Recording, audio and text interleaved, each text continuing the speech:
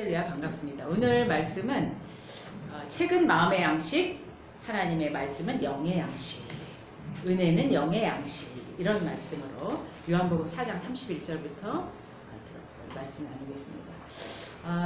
현대인들은 참 외모는 몸은 건강하잖아요. 옛날보다 장수하고 건강식품도 많고 옛날처럼 뭐 전쟁의 위험도 없고 평균 수명이 80세 가까이 되고 있고요. 참 장수하는 시대인데 사실 마음은 건강하지 않은 것 같아요. 옛날에 그 수렵 시대, 물고기 잡던 그 시대가 오히려 마음은 건강했다고 해요. 그때는 이런 정신적인 질병이 없었다고 해요. 근데 요즘 현대인들은 오히려 이렇게 몸은 건강한데도 마음은 옛날처럼 행복하지 않다는 거예요. 여러분도 잘 알다시피 대한민국의 자살률이 세계에서 1위고 우울증, 각종 그 정신질환들이 엄청나게 급격하게 있는 시대가 되었다고 말하고 있어요. 우리나라가 그렇습니다. 옛날에 사회학자가 한 말이 기억이 나는데 인간들은 기본적인 거리가 필요하다는 거예요. 인간들이 최소한 거리가 필요한데 어떤 거리가 필요하냐면 예를 들면 시골에서 농사 짓는 사람들은 자기와 이웃과의 거리가 멀어요. 그 이웃을 만나려면 논두렁을 지나야 되고 한참 들을 지나야지 이웃을 만나니까 반가워요. 그런 거리가 있으니까 안정이 돼요. 내 공간이 확보가 되니까. 근데 지금 현대인들은 어떻습니까? 지하철에서 내리면은 그냥 다닥다닥다닥 붙어있고 버스를 타도 다닥다닥 붙어있고 막 스치고 탄천 운동을 할 때도 늘 사람들이 너무 붐비는 곳에서 살고 있잖아요. 식당을 가도 그렇고 마치 닭장 안에 닭이 스트레스를 받는 것처럼 인간들은 그렇게 밀접한 곳에서 스트레스를 받게 된다라는 거예요. 과도한 경쟁사회, 비교의식 이것 때문에 우리들은 마음의 병을 앓고 있어요. 헬렌 켈러의 자서전을 이번 주에 한번 읽게 됐는데 여러분도 아시다시피 헬렌 켈러는 돌 지나가지고 병을 앓아갖고 귀가 안 들려요. 눈이 안 보입니다. 그래서 말을 어떻게 하는지 말을 못해요. 혀가 어떻게 놀려야 될지 몰라가지고 말을 하지 못하고 듣지도 못하고 이런 엄청난 장애를 가진 여성이었습니다. 그렇지만 그가 대학교까지 졸업을 했고 그 다음에 사회적인 약자, 장애인들, 어린이 노약자 그리고 특별히 인종, 흑인이 막 살해되는 그런 것들을 투쟁을 해가지고 여성의 투표권도 회복하고 그런 사회운동과 복음 전하는 그런 사람이 되었어요. 그런 훌륭한 인생을 살았습니다. 그가 한 말 중에 뭐가 있냐면 3일만 볼 수 있다면 이런 장면이 있었어요. 자서전 중에. 근데 제가 굉장히 감명을 받았어요. 구구절절한 거예요. 내 인생에 3일만 눈을 뜨고 3일만 들을 수 있다면 내가 하고 싶은 것들이 너무너무 많은 거예요. 우리가 그냥 늘 일상적으로 겪는 것들이죠. 그것들이. 첫째 날은 자기는 내가 정말 3일만 내 인생에 3일만 며칠만이라도 내가 눈을 볼 수 있다면 첫째 날은 내가 사랑하는 사람을 얼굴을 보고 싶고 그 눈동자를 내가 꼭 한번 보고 싶다. 둘째 날은 뭐가 하고 싶으냐? 새벽 해가 떠오르는 그 모습을 내가 보고 싶다. 그 깜깜한 어둠에서 새벽 해가 떠오르면서 이 세상에 빛이 드러나는 그 모습을 내가 보고 싶다. 그 어둠이 밝아지는 경이로움, 그 빛의 파노라마, 내가 그걸 보고 싶다. 그리고 셋째 날에는 평범한 일상을 보고 싶다. 공원을 거닐면서 들리는 그 새소리, 푸른 하늘, 그 나무들, 그 알을 깨는 그 생명체들의 그 보금자리들, 그 다음에 건축가들의 그 조각한 미술품들, 나일강의 그 흐르는 강물, 그리고 박물관을 보면서 거기에 공룡이 도대체 나는 이 손으로 만져서 이 세상을 아는 거예요. 이 테이블도 어떻게 생겼는지 몰라서 손으로 만져서 아는데 아무리 내가 들어도 공룡이란 걸 상상을 못 하겠다는데 그거 한번 내가 보고 싶다. 그리고 연극을 보고 싶다. 이런 얘기들을 쫙 써나갔어요. 여러분 어떠십니까? 그 헬렌 켈러가 정말 보고 싶은 그것들 우리는 늘 보고 있지 않습니까? 눈이 있어도 눈이 있지만 볼 수 없는 것들 우리는 그 속에서 살고 있는 것 같아요. 눈은 있는데 우리는 못 보고 살아요. 귀가 있는데 우리는 못 듣고 사는 것들이 너무나 많지 않습니까? 그래서 우리는 마음이 아프고 마음이 병들고 마음이 슬프지 않습니까? 여러분 그것이 바로 마음의 문제라는 거. 눈이 있지만 보지 못하는 것. 그것이 바로 마음의 문제라는 겁니다. 마음에 병들었기 때문에 우리가 그걸 누리지 못하고 사는 거예요. 어떤 기자가 질문했답니다. 가장 불행한 것이 무엇입니까? 헬렌 켈러한테 질문했더니 헬렌 켈러가 이렇게 대답을 했어요. 눈이 안 보이고 귀가 안 들리는 것이 불행이 아니고 희망이 없는 것이 불행입니다. 희망이란 것은 이 내면, 우리의 내면 안에서 생명의 빛으로 나오는 것입니다. 야, 그런 말을 했어요. 희망이란 것이 없는 게 불행이지 눈이 안 보이고 귀가 안 들리는 게 불행이 아니라는 거예요. 여러분에게 희망이 있습니까? 시각장애인들 참 많아요. 베토벤도 귀가 안 들렸지만 합창교향곡을 그가 귀가 안 들렸을 때 작곡을 했습니다. 그 에디슨도 장애가 여러 가지 있었지만 그 안에서 이 전기를 발명하고 무수한 발명을 했습니다. 장영희 교수도 여러분 그러시죠? 아시죠?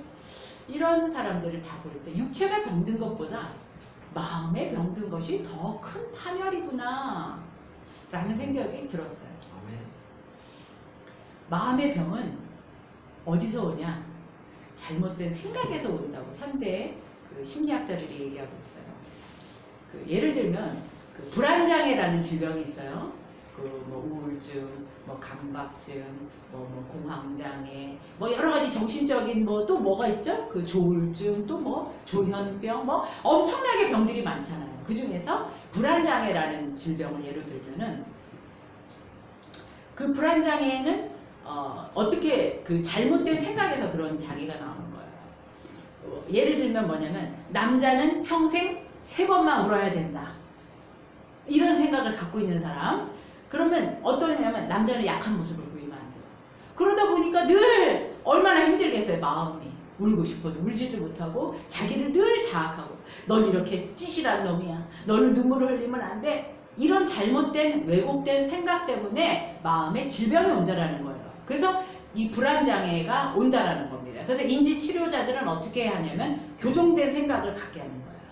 남자도 약할 때가 있다. 남자도 울 수 있다.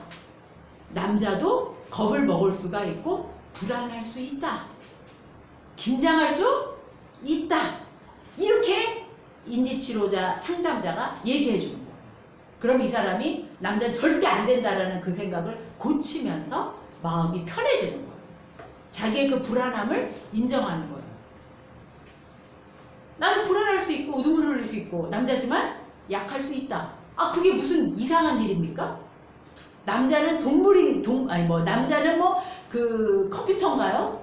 남자도 똑같이 사람이기 때문에 감정을 가진 사람이죠. 우리나라가 이렇게 잘못된 생각을 그 어른들이 얘기해 주셔갖고 이렇게 남자들이 마음의 병이 많은 거예요. 불안장애가 많은 거예요. 자기가 슬픈 거를 인정하면 되거든요. 내가 좀 마음이 슬프다. 내가 좀 오늘 눈물이 난다. 아니 눈물이 나면 왜 안 되는데요? 이런 것들을 다 인지치료를 통해서 생각을 교정하면 이런 장애들이 극복이 된다는 거예요. 또 비합리적인 생각이 있어요. 윗사람 앞에 이런 일을 하면 절대 있어서는 안 된다. 상사가 나를 형편없는 사람으로 생각하기 때문에 나는 윗사람 앞에서는 이런 일을 하면 절대 안 된다. 이런 이제 생각이 있어요. 그러면 무슨 일마다 있으면 난 역시 안 되는 놈이야. 난 참 우울하고 비참하다. 이러다가 차라리 직장을 그만두는 게 낫겠어. 이런 생각까지 간다라는 겁니다. 이런 비합리적인 생각이 그 사람을 공황장애, 불안장애, 강박장애 또 그런 여러 가지 질병들로 몰고 간다라는 거예요. 윗사람 앞에서 그럴 수 없다라는 그 생각이 비합리적인 생각이라는 거예요. 그래서 합리적인 생각은 뭐냐? 윗사람 앞에서 나만 떨리는 게 아니야. 이게 합리적인 생각이에요. 다른 사람들은 하나도 안 떨릴 거야. 이게 아니고 상사가 오면 누구나 긴장을 하죠. 심사위원 앞에서 누구나 긴장을 하죠. 이걸 인정을 하라는 거예요. 나만 그런 게 아니다. 여러분 한번 생각해 보시겠어요? 나만 그런 게 아니다. 나만 떨리는 게 아니다. 이것이 바로 합리적인 생각이라는 거예요. 누구나 떨려. 나만 떨리는 게 아니야. 남들도 떨릴 거야. 그게 뭐 그렇게 큰 대수인가? 별로 기분이 좋지는 않지만 괜찮아. 경험이 쌓이면 차차 좋아질 거야. 이게 바로 합리적인 생각이라는 거예요. 그 심리학자들이 하는 게 이거예요. 그 생각을 바꿔주는 거예요. 합리적인 생각으로 교정해주는 거예요. 그럼으로써 우리의 마음의 질병을 치유해준다는 겁니다. 마음이 건강해요. 육체가 아무리 장애가 없어도 마음이 건강하지 않으면 우리는 장애가 있는 인생이 됩니다. 반대로 육체가 아무리 건강해도 마음에 장애가 있다면 그 사람은 건강하지 않은 인생이 됩니다. 어떻게 해야 마음이 건강해질까요? 옛날에 이런 얘기 들어보신 적 있죠? 책은 마음의 양식이다. 책이 건강하게 해준다고 우리 선조들이 많이 얘기를 했어요. 저도 참 동의를 합니다. 왜냐하면 저도 책을 통해서 저의 마음의 질병들을 많이 고쳤거든요. 저의 비합리적인 생각들을 많이 고쳐나갔거든요. 내가 왜 이런 마음이 드는지, 내가 왜 이런 사람들 앞에서 사람들의 시선을 의식하고 자꾸 내가 변화가든지 이것들을 많이 고쳤기 때문에 영혼이 건강하면 근데 마음이 건강해집니다. 그러니까 마음이 건강해지는 것이 우리 삶에 행복을 주는데 그 마음을 건강하게 하는 최고점이 무엇이냐? 그것이 바로 영혼이 건강한 거예요. 그러면 마음이 건강해집니다. 책을 많이 아무리 읽어도 영적인 건강이 따르는 사람은 마음이 건강해지는 거예요. 한 방에 건강해질 수도 있는 겁니다. 그래서 우리는 더 근본적인 마음의 양식을 얻어야 하지만 더 근본적인 영혼의 양식을 먹어야 행복할 수 있다는 겁니다. 영혼의 건강으로 우리 몸과 마음이 다 건강해지시기를 간절히 바랍니다. 우리 저와 여러분이 다 영적인 건강함으로 나아가길 축복합니다. 아멘. 네. 그렇다면 우리 영혼의 양식은 무엇일까 한번 생각해 봤으면 좋겠어요. 오늘 말씀 31절부터 34절까지 제가 한번 읽겠습니다. 한편 제자들은 예수께 청했습니다. 라삐여 뭘 좀 드십시오. 그러자 예수님께서 그들에게 말씀하셨어요. 내게는 너희가 알지 못하는 양식이 있다. 그러자 제자들이 수군거렸습니다. 누가 벌써 드실 것을 갖다 드렸나? 예수께서 말씀하셨습니다. 내 양식은 나를 보내신 분의 뜻을 행하고 그분의 일을 완성하는 것이다. 영의 양식을 예수님이 드셨다라는 거예요. 육의 양식이 아니고 제자들은 예수님 육의 양식을 드셔야죠. 근데 예수님이 영의 양식을 얘기하고 계시는 거예요. 그러면 여러분 예수님이 얘기하셨어요. 진짜 양식은 뭔 줄 아니? 밥 잘 먹고 코다리 정식을 먹는 게 양식이 아니고 하나님의 뜻을 행하는 것이 진짜 양식이야 라고 얘기하고 계십니다. 그러면 여러분 하나님 뜻은 무엇일까요? 이것이 오늘 우리가 생각해 볼 문제거든요. 우리가 영의 양식을 얻으려면 하나님의 뜻을 알아야 되는 거예요. 예수님이 그랬거든요. 하나님의 뜻을 행하는 것이 바로 양식이다. 영적인 먹을거리다. 그거 먹어야 너희가 살 수 있다라고 하셨거든요. 하나님의 뜻은 무엇일까요? 하나님의 뜻은 무엇일까요? 부모가 자식에게 원하는 것은 무엇입니까? 여기 자식도 있고 부모도 계세요. 하나님 아버지는 우리에게 무엇을 주기를 원하시고 하나님 아버지의 뜻은 무엇일까요? 여러분의 뜻은 무엇인가요? 자식에게 어떤 뜻을 갖고 계세요? 저는 생각해 봤는데요. 제 자식이 어떻게 하는 것이 나의 뜻이냐면 행복한 게 나의 뜻인 것 같아요. 여러분 어떻게 생각하세요? 여러분의 아들, 딸들이 어떻게 해주는 게 좋으세요? 아버지를 잘 맛있는 걸 사다 드리고 먹을 걸 사다 드리고 안마를 해드리는 거? 물론 그것도 뜻이죠. 그렇지만 가장 근본적인 뜻이 뭐예요? 너희끼리 잘 먹고 잘 살면 그게 내게 좋은 거야. 그렇게 얘기하잖아요. 하나님 뜻도 그러실 것 같아요. 하나님 뜻도 그러실 것 같아요. 하나님은 사랑이시기 때문에 하나님께서는 우리와 친밀한 관계를 원하시고 하나님의 사랑 안에서 품 안에서 잠든 아기처럼 새근새근 평안하게 쉬는 것. 염려하고 걱정하고 밤잠을 설치는 게 아니고 하나님 품 안에서 잘 잠자고 잘 먹고 새근새근 편하게 잠자는 것. 그것이 바로 하나님의 뜻이 아니겠습니까? 여러분, 하나님에게 다 쏟아놓기를 바랍니다. 아멘. 모든 염려와 걱정과 근심을 다 쏟아놓기를 바랍니다. 아멘. 의논하기를 바랍니다. 아멘. 작은 일에도 그것이 하나님의 뜻입니다. 아멘. 여러분 그렇게 생각하지 않으시나요? 무거운 짐을 혼자 지고 가고 있는 그 아들을 바라보는 하나님의 마음이 어떠시겠어요? 얘야, 그 무거운 짐 너 밤새 걱정하고 잠도 못 자고 염려하지 말아라. 이것이 하나님의 뜻이 아니겠습니까? 그래야지 우리가 살지 않겠습니까? 그때 우리 영혼의 힘과 용기를 채워주시는 하나님을 경험하지 않겠습니까? 아멘. 그것이 바로 우리의 밥입니다. 아멘. 그것이 바로 우리의 양식입니다. 그것이 바로 우리가 살 수 있는 생명입니다. 아멘. 오늘 누구를 만나야 될지, 오늘 어떤 자세로 어떤 마음으로 그 사람을 대해야 될지 하나님이 지혜를 주십니다. 하나님 앞에 의논할 때 하나님이 그 사람의 마음 상태, 그 사람이 무슨 생각을 하는지 상대방의 그 상태까지도 내가 알게 하여 주셔서 내가 어떻게 말할지, 내가 어떤 일을 할지, 어떻게 업무를 할지 깨닫게 해주시는 분이 하나님이십니다. 여러분 그 하나님을 경험하시기를 간절히 바랍니다. 그것이 바로 하나님이 우리에게 주시는 양식입니다. 매일 아침마다 하나님 함께 해주세요. 그럴 때 그것이 영적인 양식이에요. 어른들이 이런 말 하잖아요. 아이 저는 밥 힘으로 살아요. 밥을 두둑히 먹어야지 힘써서 일도 하고 뭐도 할 수 있어요. 그러잖아요. 그런 얘기 들어보신 적 있죠? 밥 힘으로 산다는 말 들어보신 적 있죠? 우리는 밥 힘으로 살아야 합니다. 영적인 밥 힘으로 살아야 합니다. 하나님의 그 음성의 말씀을 통해서 우리가 살아야 합니다.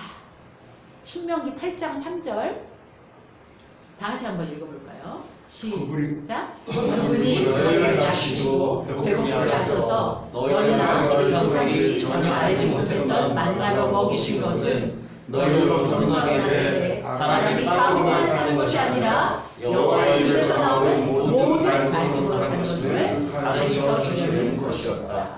아멘. 이 양식을 먹어야지 삽니다. 아멘. 하나님께서 가르쳐 주고 싶은 것은 무엇이냐면 내 말, 내 뜻, 내가 너희에게 주는 그 사랑의 힘으로 살기를 원한다라는 거예요. 그거를 간절히 바라고 계시는 겁니다. 그래서 이스라엘 백성들을 어떻게 하셨냐? 광야에서 40년 동안 살게 하셨어요. 왜? 너를 낮추고 너를 배고프게 하고 너희를 전혀 너희가 알지 못했던 만나로 너희를 먹게 한 것은 너를 겸손하게 하여서 사람이 너희가 먹는 그 빵으로만 사는 것이 아니고 하나님의 그 은혜, 하나님의 그 사랑으로 사는 것임을 알게 하기 위함이다. 아멘. 40년 동안 광야에서 길들이신 목적이 무엇이냐면 그거였어요. 그것이 바로 하나님의 뜻이었습니다. 하나님의 말씀은 우리에게 생명이기 때문입니다. 사람을 세우는 것이고 사람을 살리는 것입니다. 우리는 다 그 양식을 간절히 사모하기를 원합니다. 그 38년 된 혈루증 앓는 여인이 있었어요. 그 여인은 그 병이 깊어가지고 38년 동안 하혈을 하는 병이에요. 하혈. 그래서 그 당시에는 이런 그 여성을 죄인 취급했고 아주 더러운 여성이라고 생각을 해서 공회에 들어오지 못했었던 여자예요. 병을 고치려고 온갖 좋다는 의사, 좋다는 약을 안 써본 게 없었어요. 그래서 그의 모든 재산이 다 축날 정도로 이제는 더 이상 희망이 없어요. 모든 돈을 다 써봤고 이제 돈도 남아나지 않은 그 상황에서 예수님의 옷자락을 만졌습니다. 예수님이 지나가시는데 멀리서 옷자락의 끝을 만졌어요. 간절히 사모했습니다. 그때 기적이 일어났어요. 그때 그 여인의 혈루가 마르는 것을 본인이 느꼈다고 그런 거예요. 자기 스스로 병이 고쳐진 걸 느꼈어요. 그 간절함이 있을 때, 손을 내밀어서 옷자락을 잡을 때 생명이 공급된다는 겁니다. 우리가 그냥 있어서는 안 돼요. 그 간절함이 있을 때 하나님께서 우리에게 공급해 주시는 것을 경험하게 될 줄로 믿습니다. 우리 모두 그런 사람들 다 되기를 간절히 축원합니다. 아멘. 35절부터 보면은 하나님의 또 한 가지 뜻이 나옵니다. 하나님 우리를 사랑하시는 거 외에 35절부터 38절까지 한번 읽어보겠습니다. 너희는 넉 달을 너희는 추수할 때가 된다고 말하지 않느냐. 그러나 나는 너희에게 말한다. 눈을 들어 들판을 보라. 이미 곡식이 익어 추수할 때가 되겠다. 추수하는 사람은 이미 삭을 받았고 이제 영생의 곡식을 거두어들이고 있다. 그리하여 씨를 뿌린 사람과 추수하는 사람이 함께 기뻐할 것이다. 그러므로 한 사람은 심고 한 사람은 거둔다라는 말이 맞다. 나는 너희를 보내어 너희가 일하지도 않는데 열매를 거두게 했다. 다른 사람들은 수고했고 너희는 그들이 수고한 결실을 거두게 될 것이다. 아멘. 하나님의 또 하나의 뜻은 무엇이냐? 예수님이 바로 말씀하시거든요. 추수해라, 심어라라는 것입니다. 한 사람은 심고 한 사람은 거둔다. 심는 자가 있고 거두는 사람이 있어요. 어떤 사람은요, 평생 심기만 하는 사람이 있어요. 거두는 건 하나도 없고 하나도 거두지도 못하고 평생 심기만 하는 사람이 있어요. 또 열매를 거뒀는데 맛있는 열매가 달콤한 열매가 아니고 그 열매를 먹었는데 배가 아프고 바로 죽어버리는 독열매를 거두기도 합니다. 나를 공격하고 해치고 상하게 하는 열매도 있을 수 있어요. 평생 심다 보니 너무 힘들어서 이제는 이제 심고 싶지가 않아. 좌절하고 낭망하고 포기하고 싶어서 눈물이 흐를 때도 있습니다. 여러분 전도 대상자가 있습니까? 여러분 사랑하고 공들이는 사람 누구 있으세요? 그 사람에게 심고 계시죠? 여러분 다 심는 사람이 되길 바랍니다. 어떤 사람에게는 쉬운 씨를 주세요. 다육이라는 식물이 있는데 그 식물은요 그냥 뚝 꺾어가지고 땅에 그냥 푹 놓기만 하면 저절로 막 뿌리 내려갖고 막 자라요. 물도 안 잤는데 막 자라는 그게 다육이라는 식물이 있어요. 그런데 난초라는 식물이 있어요. 그 난초는요 아주 잘 돌봐주고 거름을 주고 물도 자주 주면 안 되고 아주 어려워요. 여러분 주변에 심는 사람 어떤 사람 있으세요? 여러분 어려운 사람 심고 계세요? 아니면 쉬운 사람 심고 계세요? 하나님께서 원하시는 것은 심고 거두라는 말씀이에요. 그것이 하나님의 뜻입니다. 왜? 왜 그러냐? 하나님은 사랑이시고 그 사랑을 너만 아는 것이 아니고 너의 옆에 있는 사람도 알게 되길 원하시잖아요. 많은 사람들이 하나님이 살아계시고 하나님이 너희를 사랑하신다는 걸 알기를 원하시기 때문에 심길 원하시고 거두길 원하시는 겁니다. 시편 126편 5절 보면은 다 같이 읽어볼까요? 눈물로 씨 뿌리는 사람들은 기뻐하며 거두게 될 것이다. 귀한 씨를 들고 울며 나가는 사람들은 반드시 기뻐하며 단을 거두어 돌아오게 될 것이다. 아멘. 아멘. 어떤 사람은 씨를 뿌리는데 울면서 씨를 뿌리는 사람이 있다는 거예요. 제가 꼭 그런 것 같아요. 많이 우는 세월을 거쳤거든요. 12년 동안을 그런 세월을 보냈거든요. 하나님 응답하시지도 않고 버려두신 것처럼 대답도 안 하시고 그렇게 훈련시킨 적이 있어요. 이스라엘 백성들 40년 동안을 그렇게 훈련시키셨잖아요. 신약에 보면은 바울이 이렇게 말합니다. 나는 심었고 아볼로는 물을 주었다. 어떤 사람은 심기만 하고 어떤 사람은 거두는 사람도 있다라는 거예요. 전도할 때도 마찬가지고 우리가 누구를 심을 때도 마찬가지입니다. 심는 사람이 있으면 거두는 사람도 있고 심을 때가 있으면 거둘 때가 있다라는 겁니다. 그렇다고 우리가 심지 않으면 안 되고 분명히 심고 거두라고 예수님 말씀하고 계십니다. 다니엘서 12장 3절에 보면 뭐라고 얘기하시냐면 지혜 있는 자는 궁창의 빛과 같이 빛날 것이요 많은 사람을 옳은 대로 돌아오게 한 자는 별과 같이 영원토록 빛나리라. 이렇게 말씀하고 계세요. 별과 같이 영원토록 빛나는 자들이 여러분이 다 되시기를 간절히 축복합니다. 여러분 주변에 자식을 위해 심으시는 분도 계시고 아내를 위해 남편을 위해 심는 분들이 계실 거예요. 이웃을 위해 부모를 위해 심는 분들이 계실 거예요. 그런데 결코 헛되지 않다고 말씀하고 계십니다. 결코 헛되지 않아서 별과 같이 빛나게 될 것이다 라고 얘기하고 계세요. 여러분 멈추지 마시고 하나님의 뜻을 실천하는 것, 그것이 우리의 양식인 것을 꼭 기억하시길 바랍니다. 하나님의 양식은 나를 살리는 것입니다. 다른 사람을 살리는 것입니다.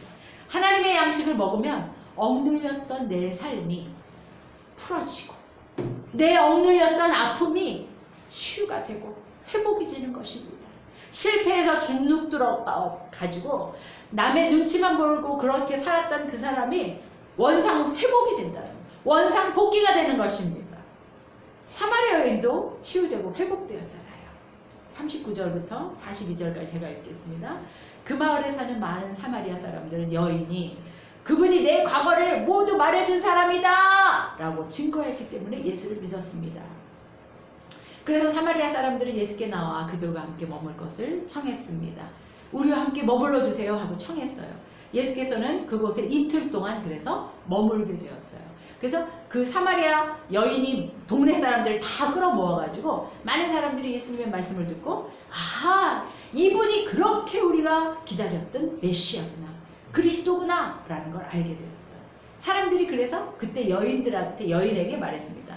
사마리아 여인이요, 이제 우리가 믿는 거는 당신이 말해서 믿는 게 아니고 우리가 직접 이 예수 그리스도를 보고 이 사람의 말을 듣고 이 사람이 정말 이 세상의 구주임을 알게 됐소 라고 얘기했다라는 겁니다.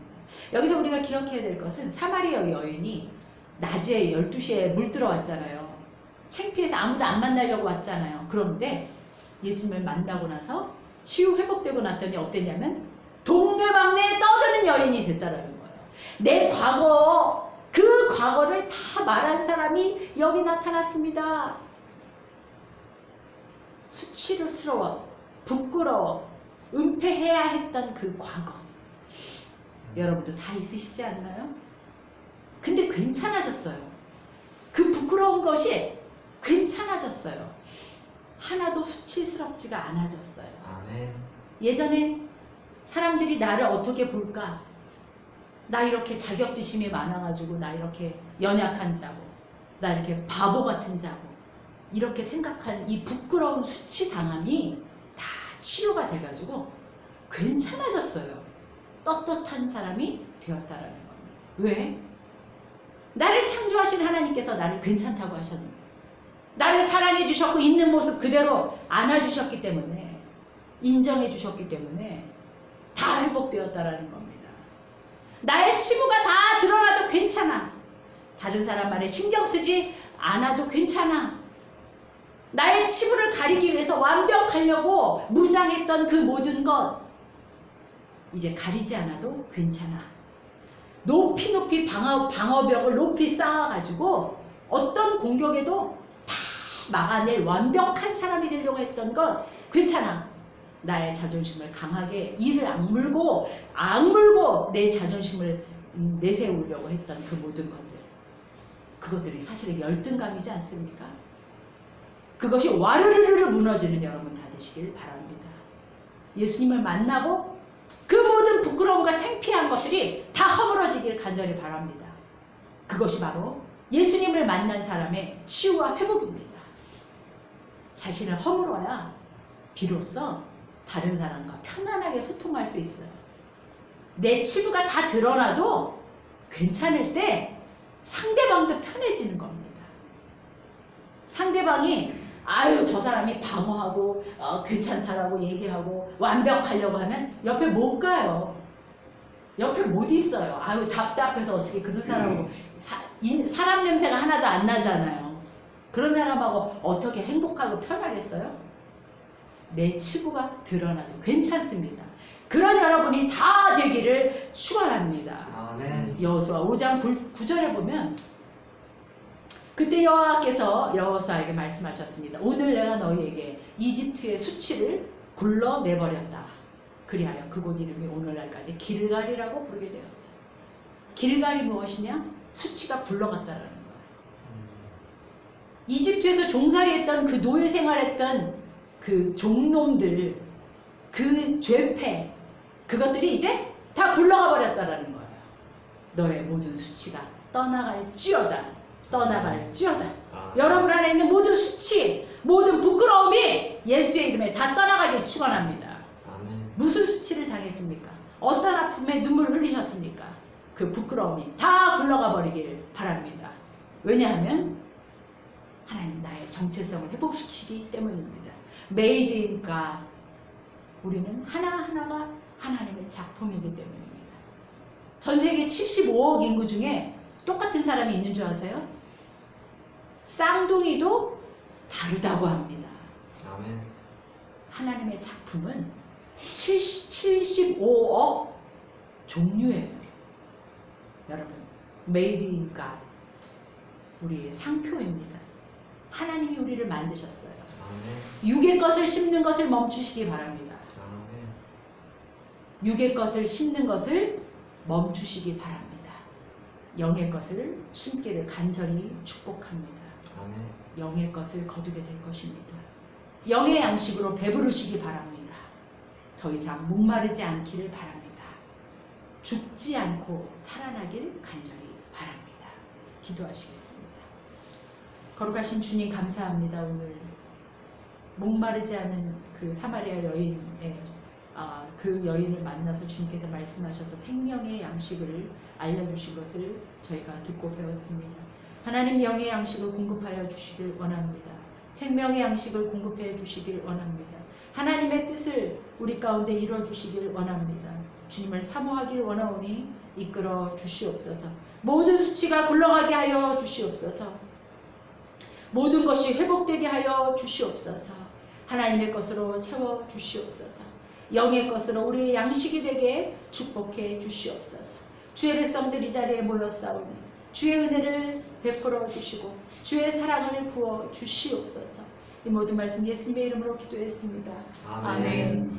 지금은 우리를 위해 피 흘려 돌아가신 예수 그리스도의 은혜와 하나님 아버지의 크신 사랑하심과 우리를 날마다 돌보시는 성령 하나님의 그 크신 영원하신 사랑이 지금 이 시간 이제부터는 주의 뜻, 주의 은혜를 사모하며 주의 은혜를 나의 양식으로 삼기로 결심하며 그것으로 인하여서 우리의 모든 정체성이 회복되고 우리의 있는 모습 그대로 우리의 모든 수치가 굴러가는 역사를 경험하기를 원하는 이 모든 백성들, 주의 백성들 머리머리 위에 이제부터 영원까지 함께 계실지어다.